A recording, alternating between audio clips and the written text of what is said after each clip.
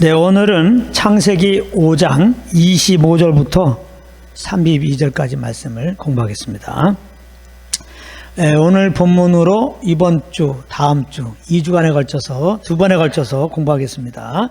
그러니까 오늘 본문 내용을 보게 되면은 무두셀라가 187세에 라멕을 낳고 그 다음에 969세에 죽었다고 하는 것, 그 다음에 라멕은 182세에 노아를 낳고 777세에 죽었다고 하는 것, 그리고 노아는 500세 된 후에 셈, 함, 야벳을 낳았다고 하는 그런 내용입니다. 그리고 이제 창세기 6장으로 이렇게 들어가면은 지금까지는 셋의 후손의 족보라고 하면 이제 창세기 6장부터는 노아의 족보에 대해서 이렇게 내용이 나오는 내용이에요. 자, 이런 내용인데요. 25절을 보면은, 그러니까 오늘은 특별히 몇 년에 죽고 몇 살에 죽고 몇 살에 낳고 이제 이런 게 나오기 때문에 그 숫자를 좀 잘 기억해야 합니다. 우리가 한 3주 전인가 우리가 좀 공부를 했는데 다시 반복을 좀 해야 될 이유가 있습니다. 그래서 25절에 보면은 무두셀라는 몇 살에 그 아들 라멕을 낳았느냐? 187세. 잘 기억해야 됩니다. 187세에 라멕을 낳았다. 그리고 무두셀라가 언제 죽었느냐? 969세에 죽었습니다. 자, 25절에 보면 무두셀라는 187세에 라멕을 낳았고 28절에 보면은 라멕은 몇 세에 노아를 낳았느냐? 182세에 노아를 낳았습니다. 네, 그렇기 때문에 숙제를 냅니다. 노아를 낳았을 때 무두셀라 나이는 몇 살입니까? 노아를 낳았을 때 무두셀라 나이는 몇 살입니까? 187 더하기 182입니다. 369세입니다. 369세예요. 잘 기억하세요. 369세. 노아를 낳았을 때 무두셀라의 나이가 369살이란 말이에요. 자, 그리고 27절에 보면은 무두셀라가 몇 살에 죽었느냐? 969살에 죽었습니다. 969살에 죽었어요. 근데 노아가 이제 대홍수가 났을 때 노아가 몇 살이냐? 600살입니다. 600살. 그러면은 대홍수가 났을 때 무두셀라 나이가 몇 살입니까? 지금 시험 보는 거예요. 예, 369 플러스 600 해서 969살. 대홍수가 났을 때 무두셀라가 죽었구나. 한 달 전쯤 죽었어요. 예, 무두셀라가 딱 죽은 다음에 한 달 정도 있다가 대홍수가 난 겁니다. 예. 근데 무두셀라의 그 이름의 의미가 뭐예요? 그가 죽으면 심판이 온다. 그런 의미거든요. 예. 그래서 정말 무두셀라가 딱 죽자 그대로 하나님의 심판이 이 세상에 임한 것입니다. 근데 이 무두셀라라고 하는 이름을 누가 줬어요? 에녹이 줬습니다. 그러니까 에녹이 969년 후에 일어날 일을 예감해 갖고 이렇게 무두셀라고 진 거예요. 거의 1000년 뒤에 일어날 일을 에녹이 이렇게 예감하고, 네가 죽으면은 이생의 심판이 온다. 네가 죽을 때 이생의 심판이 온다. 1000년 뒤에 딱 일어날 일을 예감하면서 에녹이 이렇게 이름을 줬단 말이에요. 이거는 인간적으로는 불가능한 거죠. 그죠? 이거는 에녹이 늘 하나님과 동행하게 되었는데 하나님과 교통 속에서 예감을 얻게 된 겁니다. 그러니까 어떻게 보면 하나님이 알려준 거죠. 정확하게 하나님이 알려줬다 이렇게 안 나왔기 때문에 제가 예감이라는 말을 쓴 겁니다. 하나님과 교통 속에서 그 영혼이 감지한 겁니다. 너무나 세상이 죄로 관영했기 때문에 이 무두셀라가 죽을 때쯤 되면 그때가 이 세상 심판 때다 이렇게 예감으로 알고 에녹이 이렇게 이름을 지은 겁니다. 자, 그래서 여기서 깨달아야 할 진리가 있다고요. 그건 뭐냐? 하나님은 항상 무슨 일을 행하기 전에 이 주님의 백성들에게 먼저 그 말씀을 주세요. 자기가 행할 말씀을 주신다고.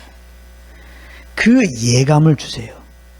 그리고 하나님의 때가 되면 주신 말씀대로, 그 주신 예감대로 그렇게 행하십니다. 하나님은 주먹구구식으로 갑자기 뭔가 생각이 나서 갑자기 일을 행하시는 분이 아닙니다. 하나님은 항상 먼저 우리들에게 당신이 행할 일을 말씀하세요. 조금 더 예민하고 정말 주님과 친밀한 자에게는 그 예감도 주시고요. 그래서 이제 주신 그 말씀을 이루시는 거예요. 주신 그 예감을 이루시는 거라고요. 자, 아모스 3장 7절 말씀을 봅니다. 아모스 3장 7절에 보면 이런 말씀이 있어요. 주 여호와께서는 자기의 비밀을 그 종 선지자들에게 보이지 아니하시고는 결코 행하심이 없으리라 그랬단 말이에요. 여기 선지자 그러니까 나는 상관없어. 나는 선지자도 아니잖아. 목사도 아닌걸, 뭐 전사도 아닌걸. 예수 믿고 구원받은 우리들은 다 선지자의 영을 받은 거예요. 선지자의 영이 성령님이 내 안에 오셨잖아요. 할렐루야. 예수 믿고 구원받은 우리들은 다 선지자의 영을 받아서 선지자적인 그런 이제 삶을 살아가야 돼요. 그러니까 예수 믿고 구원받은 우리들에게는 먼저 보이시고 하나님의 그 일들을 보이시고 그렇게 행하신다 이 말이에요. 그러니까 우리 편에서는 이 사실을 알고 정말 주님께서 무슨 뜻을 갖고 계신가 이렇게 알고자 하면 알고 이제 이렇게 대비하는 삶을 살 수 있는 거예요. 그래서 주님과 교통이 이렇게 중요한 겁니다. 그러나 주님과 교통이 없으면 주님과 내가 교통하지 않는다고 주님의 일들을 안 행하십니까? 주님의 일을 행하실 때 우리는 놀라버리죠. 그리고 어떤 경우는 실망도 하고. 그러나 주님의 그 하실 일을 알았다면 절대 실망하지 않죠. 다 알고 있는 거죠. 다 믿음으로, 다 예감으로, 말씀으로 알고 있는 것이 일어나는 거죠. 그러므로 이제 하나님이 주신 약속의 말씀을 우리는 소망하면서 기대하면서 이렇게 사는 것이 굉장히 중요합니다. 일단 믿는 우리에게 주신 큰 약속들이 많지만은 앞으로 이제 이루어질 약속 중에 아주 정말 큰 약속이 두 개가 있는데 그걸 좀 말씀드리겠습니다. 하나는 예수님이 다시 오신다는 거예요. 좀 전에 말했죠. 마지막 때 심판날. 예수님이 오실 날이 믿는 자들에게는 부활의 날입니다.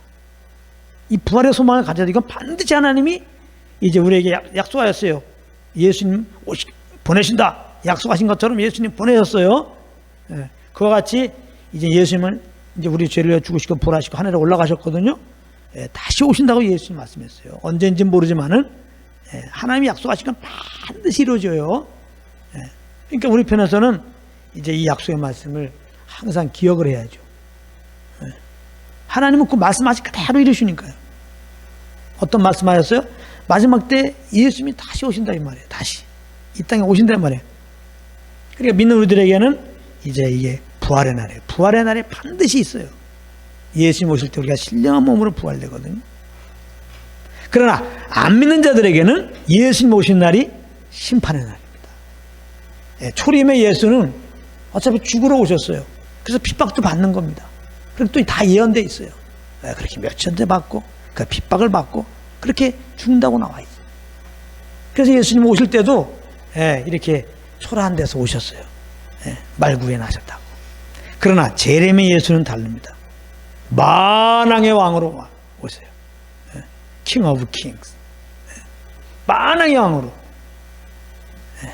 그래서 예수님 오실 때 예수 믿지 않는 자들은 심판을 받는 날입니다. 그러니까 우리는 항상 예수님의 오심을 기다리고 이제 결혼을 앞둔 신부의 심정이라니까요. 그래서 베드로후서 3장 12절 13절에 보면 이렇게 말씀하고 있어요. 하나님의 날이 임하기를 바라보고 간절히 사모하라. 이거 봐, 간절히 사모하라. 그날에 하늘이 불에 타서 풀어지고 체지의 뜨거운 불에 녹아지려니와 우리는 그의 약속대로 우리는 그러니까 안 믿는 사람들은 이 하나님의 날, 주님의 날, 심판의 날 때 이렇게 불타는 그 자리에 가게 되지만은 우리는 예수 믿고 구원받은 자들은 그의 약속대로 의에 거하는 바 새하늘과 새 땅을 바라는도다. 우리는 새하늘과 새 땅을 바라봐야 돼. 우리가 힘들수록 이 새하늘과 새 땅에 대한 소망이 확실할수록, 우리가 어려울수록 그 어려움에 눌려가지고 낙심하는 게 아니라 새하늘과 새 땅이 있지. 새하늘과 새 땅을 바라보게 됩니다. 이건 예수 그리스도로 말미암아 그런 것이지. 구원의 그 주님을 인하여 오히려 감사합니다. 감사한다. 그러므로 우리는 매 순간 성령과, 우리 안에 계신 성령과 교통하며 사는 게 정말 중요해요. 이분이 주시는 그 소원함을 따라 사는 게 중요합니다. 왜냐하면 그래야 이렇게 부활의 소망을 갖게 돼요. 예수님 만나 소망을 갖게 돼요. 천국 소망을 갖게 된다고요. 내가 이 땅에서 성령과 교제하지 않으면 절대로 이론적으로는 알고 지식적으로는 알고 말도 할 수 있어요. 예수님 여러분들 다시 오십니다. 소망을 가지세요. 우리 천국 갑니다. 소망 가지세요. 안 됩니다. 그거. 하나님 나라는 말에 있잖아요. 능력이 있지. 경험이 돼야 됩니다. 성령이 이 땅에 오신 것은 예수 그리스도의 십자가에 내와 하나님의 사랑을 알려주시고, 그 안에 있는 자들에게는 주의 날이 약속되어 있다. 새하늘과 새 땅이 약속되어 있다. 이걸 알려주거든요. 그러니까 성령과 교통 속에서 살면 자연스럽게 이 땅에 소망이 없어지고 하늘 소망이 딱 갖게 됩니다. 그래서 이 땅에 사는 것은 이 땅에서 세상 사람들처럼 잘 먹고 잘 사는 목적이 절대 아닙니다. 이렇게 내가 뭐가 안 돼 나를 구원하시고 날 신부 삼고 이제 영원 하나님 나라에 들이시나이까 정말 감사합니다. 이제 이 주님께 영광을 돌려야 되겠단 말이에요. 그런데 이 주님께 영광 돌리는 게 뭐예요? 이 주님과 동행하는 거예요. 주님께 영광 돌리는 마음으로, 감사함으로 주님과 동행하는 겁니다. 이렇게. 그래서 주님과 동행하는데 성령님이 맨날 교회만 나오라고 합니까? 성령님이 맨날 기도원만 가라고 하냐 말이에요. 그렇지가 않아요. 성령께서는 우리의 일상을 다 허락한 거예요. 죄범한 거 아니면은 성령께서 허락하는 그런 인도함을 따르면 모든 가정에서, 직장에서 삶의 영역을 허락하세요. 그 속에서 우리가 이렇게 이제 성령을 쫓아서 이제 살아가는 거죠. 성령님이 인도하셔서 우리는 사는 거죠. 우리 영광이 아닙니다. 그래서 성령을 쫓아 살면 그게 다 주님의 영광 받는 거예요. 할렐루야. 주님과 교통 속에서 주님이 주시는 감동하게 소원함 따라 이렇게 여러분들 모든 삶을 그렇게 사시기 바랍니다. 그게 다 하나님의 영광 받는 거예요. 그게 예배예요. 그게 예배라고. 그래서 성령 쫓으면 너무 자유한 거예요. 이거는 내 영광이 아니니까 다 내 영을 따라, 내 영광을 위하여, 내 목적을 따라서, 내 목표를 따라서, 내 비전을 따라 사니까 뭐가 막히면 그렇게 힘들어하는 거지. 근데 난 내 목표가 없어. 이제 나 이 땅에 소망 없어. 나는 하는 소망밖에 없어. 근데 이 땅에 놓으신 것을 주님께 영광 돌리라는 거야. 그래서 감사함으로 이제 성령을 쫓아요. 성령을 쫓아서 이 일을 하라고 그랬어. 이 일도 계획하고 그런 마음 주셔서 계획했고 이 일을 하라고 그랬어. 그래서 이 일을 했어. 근데 사방에 맡겼어. 맡기면 내가 뭘 문제야? 왜 스트레스 받아? 하나님의 어떤 뜻이 있겠지. 기다리죠. 기다리지. 찬양하면서 기다리죠. 할렐루야. 이게 성령을 쫓아 사는 자들의 자유함입니다. 이게 절대로 이 사방이 우리를 막아도 우리의 영혼의 자유는 막을 수가 없어요. 성령의 열매는 금지할 법이 없는 겁니다. 성령을 쫓아 사는 자는 금지할 법이 없어요. 기본이 그 구원의 은혜에 감사가 있는데요. 그 주님께 영광 돌리기 위해서 내가 성령을 쫓아 지금 내가 움직이고 있는데요. 내 목적을, 내 영광을 위해서 움직인다면 내 뜻대로 안 되는 것들이 다 내게 염려가 되고 근심이 되고 괴로움이 되고 그러지만은 우린 주님의 영광을 위해서 성령을 쫓는 거기 때문에 우리 물리적으로 외적으로 나에게 오는 그런 스트레스들, 그런 사방의 위협성은 하나 문제가 안 됩니다. 성령을 쫓아 사는 자에게는. 그렇기 때문에 성령을 쫓아 살았던 사도 바울은 사방이 위협성을 당하여도 당하지 않냐. 이렇게만 할 수 있는 거예요. 사도 바울이 그 말했다고 사도 바울 삶 가운데는 어려움이 없다는 게 아닙니다. 누구보다 사방의 위협성을 당했죠. 얼마나 핍박 가운데 살았습니까? 그러나 쌓이지 않냐. 약한 자 같으나 나는 강한 자고, 없는 자 같으나 나는 있는 자고. 할렐루야. 주님이 주시는 부유함, 주님이 주시는 강건함, 주님이 주시는 지혜와 주님이 주시는 이미 주신 하는 소망을 가지고 그 주님께 영광 돌려서 감사하면 내가 성령을 쫓아 지금 움직이기 때문에 우리에게 맡게 하는 것은 하나 나에게는 맡기면 안 된다니까요. 더 오히려 더 주님과 집중적으로 교제할 수 있는, 더 주님의 은혜에 감사할 수 있는 기회로 삼아버려요. 더 그런 은혜가 있기 바랍니다. 정말 종교가 아니에요. 이 우리가 주님 섬기는 거는 그냥 살아계신 주님, 내 안에 계신 주님, 이분과 교통 속에서 오늘 찬양 가운데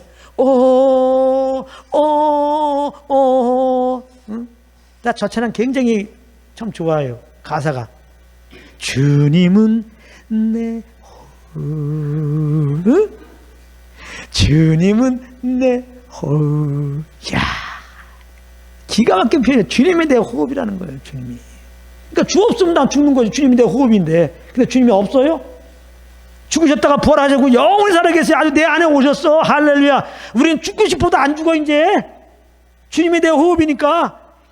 할렐루야. 그러니까 주님과 동행하는 자는 죽을 생각을 안 해. 왜 죽어? 주님이 내 호흡이고 나의 모든 것인데 내가 볼 때 사방이 막힌 거지 이 주님은 막힘이 없어요. 그러니까 주님께 길을 기울이고 주님이 감동 쉬운 대로 움직여봐요. 그게 피할 길로 사는 거예요. 아무 문제 없어요. 그러므로 그냥 내 생각대로 움직이지 말고 이분의 호흡을 느끼는 거야. 이분의 숨결을 느끼는 거야.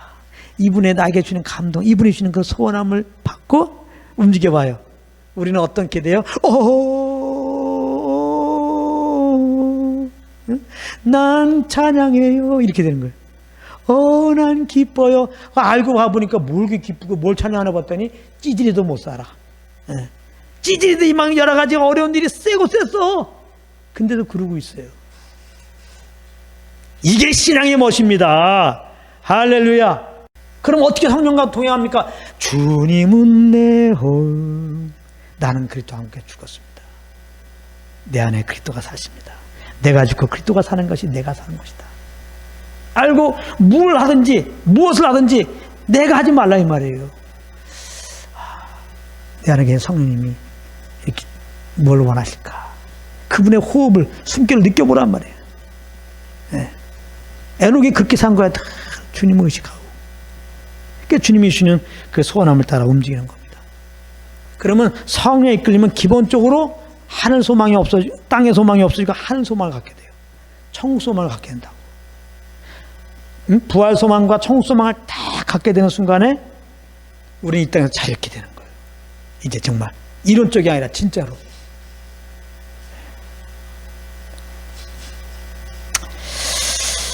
그래서 성령과 교통 가운데서 행하는 것은 무엇이냐? 제가 밤새도록 좀 묵상해 봤는데요. 이게 성령과 교통하게 해야 되는 게 하나님의 목적이고 저를 세운 목적이잖아요. 그리고 또 저도 이렇게 조금 주님과 교통할 때 이런 유익을 보기 때문에 이걸 좀 어떻게 이 사모함을 끌어내갖고 성령과 동행하는 사람을 만들까? 이제 예수 믿는 사람들은 어떻게 하면 예수 믿게 하고, 예수 믿는 사람들은 어떻게 하면 삶 속에서 주님과 동행하는 사람이 되게 할까? 이게 이제 저의 오직 하나의 참 소원인데요. 이렇게 기도하다가 성령과 교통하는 것은 뭐와 같냐? 낮에 다니는 것 같아요. 낮에 해가 중천에 떴을 때 빛 가운데 걸어가는 것과 똑같단 말이에요.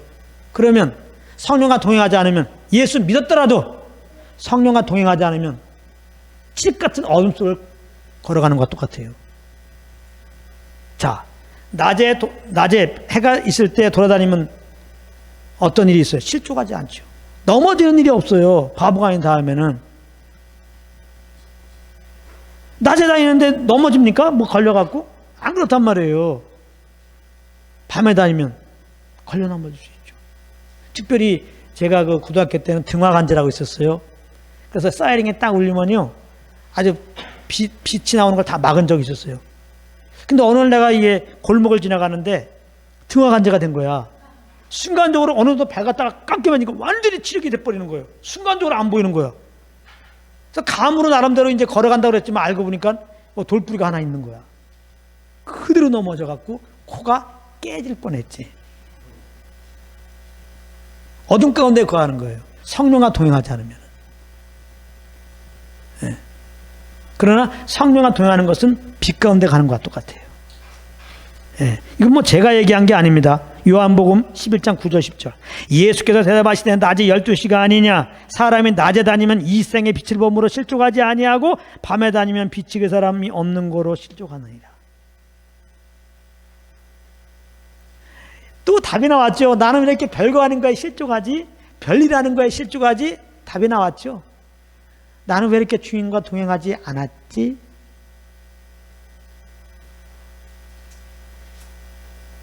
아, 그러면 어떻게 하면 나는 이렇게 별거 하는 거에 실족하지? 실족하지 않는 길이 무엇일까? 주님과 동행하는 거예요. 교회 열심히 나오는 거 이전에, 예? 3일 금식 기도 하기 이전에, 1년에 창세부터 개축까지 한번 통독하리라 이전에, 신학교 가리라 이전에, 내 안에 계신 성령과 교통 속에서 이분이 주는 숨결 따라서 가기로 작정하고 그렇게 움직이기 시작합니다. 내 감정, 오감을 따라서 오는 생각과 그렇게 하지 않고, 성령의 감동 속에서 주신 대로 그렇게 내가 이제 내 감정을 맞추고 내 의지를 맞추고 내 지식을 맞추고 그렇게 내가 움직여가는 거예요. 그걸 보고 성령 충만 받으라 그렇게 하는 거예요. 그 말이. 환난을 당한다 해도 궁극적으로 주님을 구원할 주님을 알기 때문에 환난 중에도 구원할 주님을 오래 찬양합니다. 성령과 동행하게 되면. 하박국서 3장 17절 18절 비령부화가 나무가 무성치 못하며 포도나무에 열매가 없으며 감람나무에 소출이 없으며 우리의 양이 없으며 외양간에 소가 없을지라도 나는 여호와를 인하여 즐거워하며 나의 구원의 하나님을 인하여 기뻐하리라. 그 17절의 말씀 한마디로 말해서 쫄딱 망했을지라도 그런 말이에요. 요즘으로 말해요. 쫄딱 망했을지라도. 쫄딱 망하면 개인 파산하죠. 개인 파산 신고할 정도가 되었을지라도 성령과 동행하면은 그럼에도 구원의 하나님을 인해 기뻐하리라. 기뻐하려고 노력하는 게 아니라 하나님이 환난 중에 기뻐하라고 해서 환난이지 기뻐하라고 노력하라고 해서 노력하는 게 아니라 우리는 그런 걸로 말하면 이미 기뻐할 수밖에 없는 자가 된 거예요. 그리스도 안에서. 그 기뻐하는 항상 기뻐하는 생명을 거듭난 거예요. 우리가 이 그리스도 안에 이 받은 복, 항상 기뻐할 수 있는 이 복, 이걸 왜 못 누리냐 이 말이에요. 성령과 동행하지 않으면 못 누려요. 그러므로 성령과 동행하면요 항상 기뻐하는 게 왜 그래요? 구원의 주님으로 인하여. 이 때문에 어떤 상황에도 사실 흔들림 없이 주님에 대해서, 구원의 주님에 대해서, 날 이미 주에서 구원하셨고 이 어려운 환경에서 구원할 주님, 합력하여 선을 이루실 주님을 딱 믿는 믿음으로 말미암아 찬양할 수밖에 없어요. 절대 이 찬양을 막을 수가 없어요. 그러니까 성령을 쫓는 자는 마귀가 어떻게 할 수가 없어. 그냥 두 손 놓을 수밖에 없어. 성령을 쫓는 신자에 대해서는요. 그러나 성령을 쫓지 않고 예수님을 구원받는다면 여전히 내의로 살면요 밥입니다. 이건 밥이야. 그 원수 마귀가 너무 쉬워요. 여기 넘어뜨리기가, 실족시키기가. 우린 다 약점 있잖아요. 그 약점 몇 개 갖다 놓으면 돼요. 그냥 팍팍 넘어집니다. 근데 우리는 뭐 내 야망으로 안 살고 이 땅에 소망 안 두고 주님이 내 호흡이기 때문에 주님이 신 호흡 따라만 가니까요. 아무 문제 없는 거예요. 주님의 호흡 따라 간다는 얘기는 뭐예요? 주님의 호위 아래 가는 것과 똑같은 거예요. 제가 성경도 많이 봤을 거 아니에요. 근데 제가 지금부터 얘기하는 이 말씀은 제가 이 말씀 받고 깜짝 놀랐어요. 그래서 그거를 잠깐 해야 되겠어요. 자, 특별히 27절에 보면 무드셀라가 몇 살에 죽겠어요? 969세에 죽었다고 돼 있어요. 근데 이 906살 산 것은 성경에서 제일 오래 산 사람이에요. 온 인류를 따져봐도 제일 오래 산 사람이야. 몇 살? 969살. 자, 그렇다면은 이 나이가 의미하는 것이 있을 것이다. 무드셀라가 969살에 죽었다. 이 나이가 의미하는 게 무엇일까? 이것이 그냥 어제는 그냥 그렇게 있을 것 같아서 좀 묵상하는 가운데 깨달음이 좀 왔습니다. 그것은 뭐냐면 이 나이가 의미하는 게 뭐냐? 이 969살 정말 기네스북에도 오를 수 없는 너무나 엄청난 숫자라. 안 믿잖아요, 사람들은. 그래서 기네스에 못 올리는 거예요.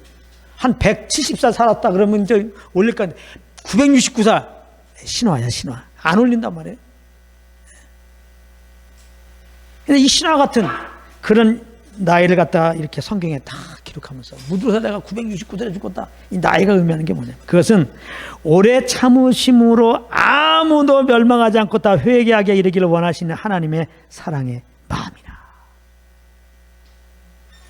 하나님은 이미 사람의 죄악이 관영하여서 무두살레가 죽을 즈음에 이 세상을 심판할 것이라고 하나님의 계획을 에노에게 알려주었습니다.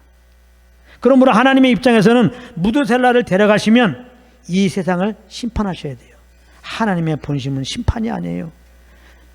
죄에서 구원하는 것이지. 그런데 심판할 수밖에 없어요.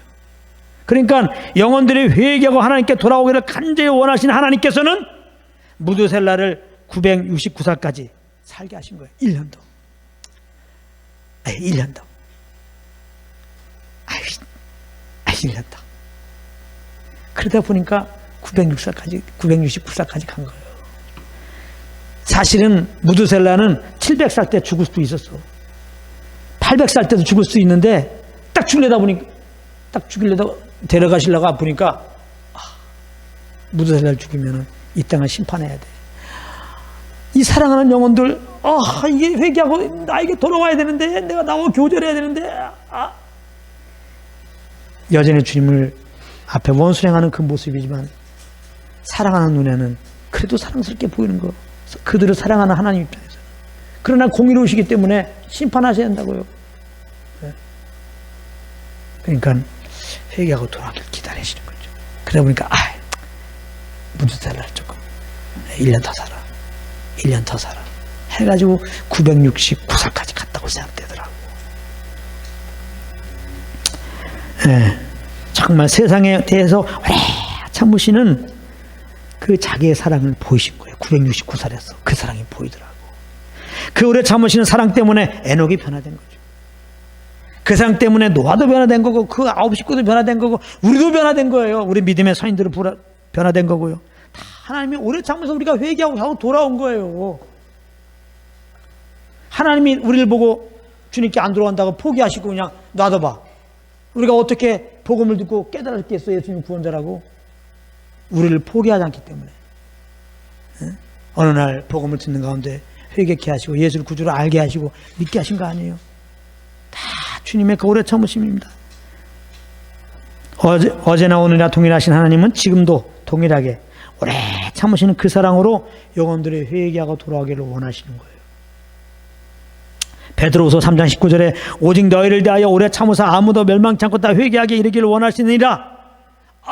예수님이 분명히 다시 오신다. 아까 말했지만 했죠. 분명히 약속하셨기 때문에 우리도 주님을 기다리지만 주님도 빨리 오고 싶을 텐데 왜 이렇게 더디 오시지?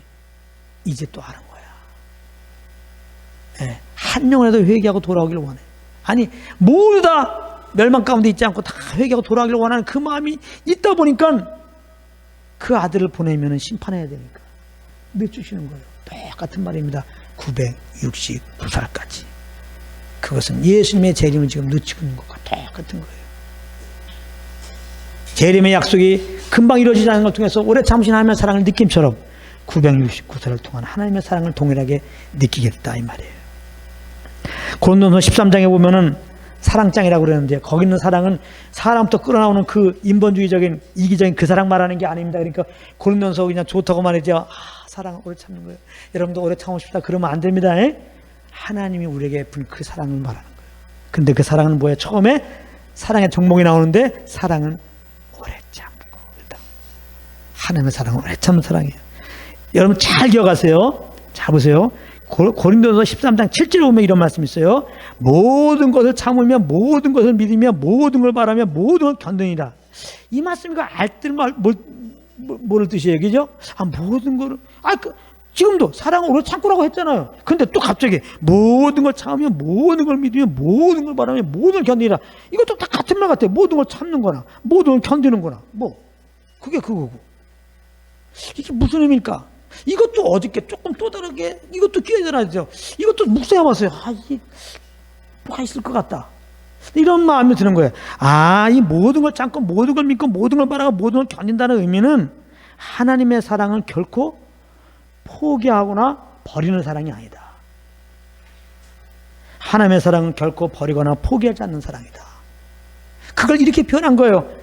히브리서 13장 5절 내가 과연 너희를 버리지 아니하고 과연 너희를 떠나지 아니하리라 하셨느니라. 이 말씀이에요. 이게 주석이에요. 한마디로 하나님은 오래 참는다는 것이고, 오래 참는다는 것은 뭘로 나타나요? 우리에 대해서 결코 포기하지 않고 버리지 않는다 이 말이에요. 하나님은 그 오래 참으시는 사랑으로 자기 사람을 사랑하시되 끝까지 사랑한다고 말씀하셨어요. 요한복음 13장 1절에 세상에 있는 자기 사람들을 사랑하시되 얼만큼? 끝까지. 여러분, 예수님이 요한복음 13장에 이 말씀하실 때 바로 그 다음 구절이 뭔지 압니까? 마귀가 예수님 팔 생각을 가룟 자에게 넣어줬다 그랬어요. 예수님이 이 말을 하실 때 이미 가룟 자는 어떤 마음이냐? 예수님을 팔려고 하는 마음이에요. 예수님이 지금 내가 사랑하는 자들 내가 끝까지 사랑할 것이다. 그럴 때 가룟 자는 어떤 마음이냐? 예수님을 지금 팔꿈니하고 있는 거예요. 예수님이 가룟 자가 예수님 팔꿈니 할 걸 알았을까요? 뭘 했을까요? 모르고 이 말을 했을까요? 알고 한 거죠.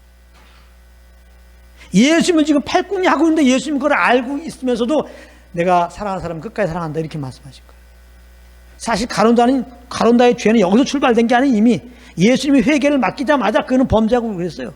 예수님 다 알고 있어요. 근데도 예수님은 끝까지 사랑하느니라. 끝까지 사랑할 것이기 때문에 결코 예수님이 버리고 포기하지 않을 것이기 때문에 당당히 말씀하시는 거예요.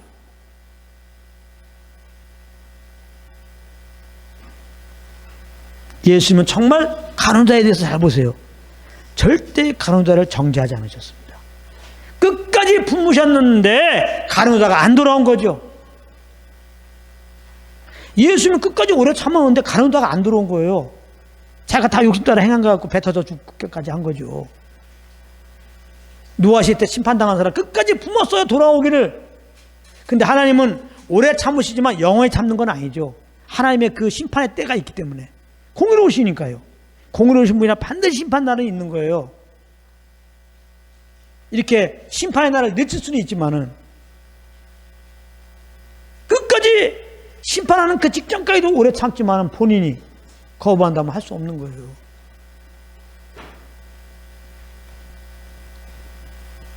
하나님이 가는 자를 버렸다 이렇게 생각하면 안 돼요. 버리도록 부르셨다 이렇게 생각하면 안 된다고요.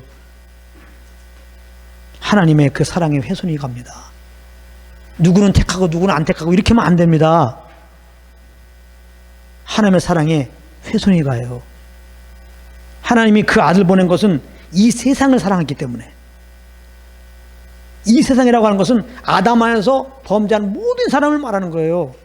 모든 사람들을 사랑해서 그들을 주에서 구원하시려고 보내신 거고, 예수님은 특정한 누구를 위해서 피 흘리신 게 아니에요. 모두를 위해서 피 흘리신 거예요. 그래서 누구든지 십자가에 피 흘려 죽으시고 보라니 예수를 믿으면 누구든지 의롭다함을 얻어요. 여기에는 차별이 없는 겁니다.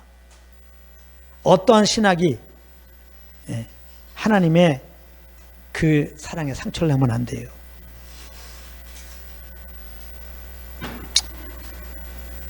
그래서 여기 보면은 이제 우리는 죽기까지 참으신 주님의 사랑을 알았으니까 이제 우리도 형제에 대해서 죽기까지 오래 참는 자리에 가는 것이 마땅한 거예요.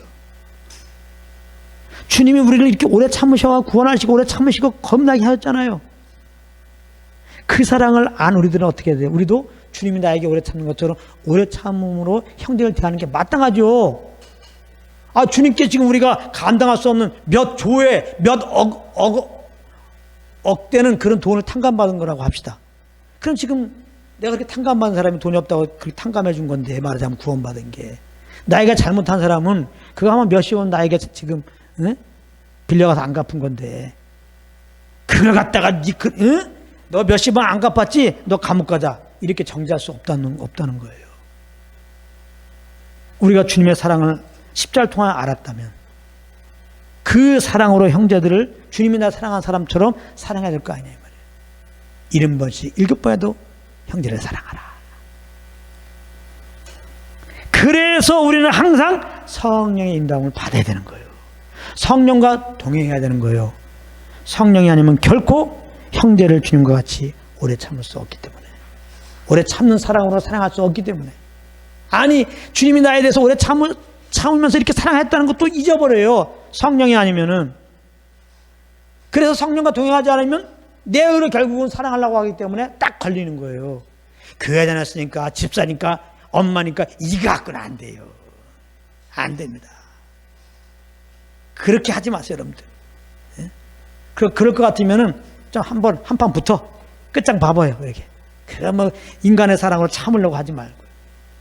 예? 참은 거, 그거 폭발해요. 폭발한다고. 예? 그러면 이제, 그래요. 진짜 여러분들 이제부터는 이제 폭발하자. 그렇게 하면 안 되고.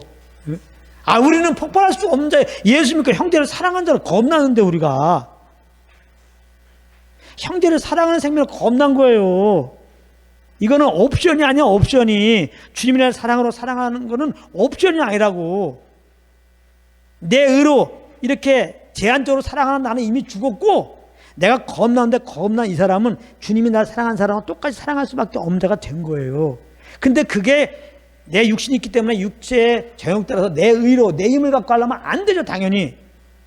그래서 내 안에 성령님이 오신 거고, 성령과 교통 속에서 이분을 따라 살면 그것을 항상 주님이 나에게 베푼 그 사랑을 기준해서 그렇게 살도 있도록, 행할 수 있도록 도와준다 이 말이에요. 그렇게 이끌어준다 이 말입니다.